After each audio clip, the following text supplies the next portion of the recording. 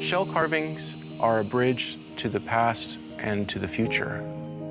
My name's Dustin Mater, and I'm a Chickasaw visual artist.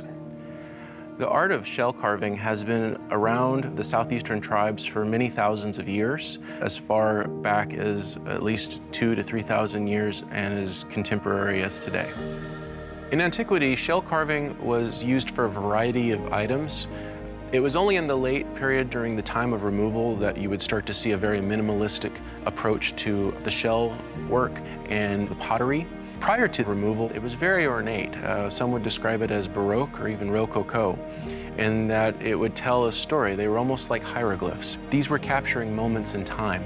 These are pre-contact, so you have the dress, you have the tattoos, you have a story and a narrative that we hold the words to, but to see it, it's like a love note in a bottle from those who have come before us. The piece that I'm going to be working on today, it is a black lip oyster shell.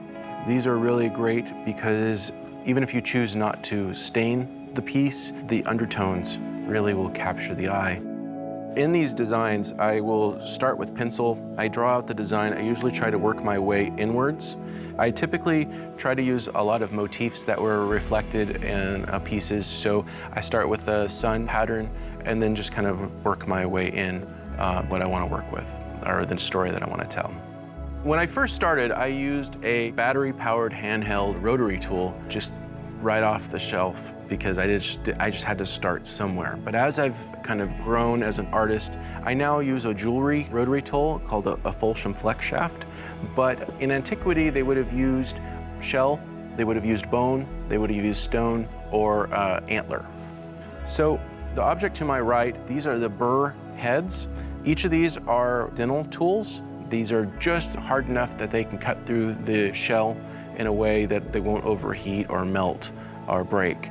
I'm able to kind of pull more ornate detail out of my work. Even if I didn't make these professionally, I would be shell carving because it's like a bird singing its song. This is the song of my spirit. I'm only a vessel for this. It's not mine. It is something that's shared, and I want to teach as many people this as possible. I've had some wonderful opportunities because of the shell work, and I just see this as a further step of that. I'm a small link in a very long chain, and it makes me feel good to know that there will be many, many more after me.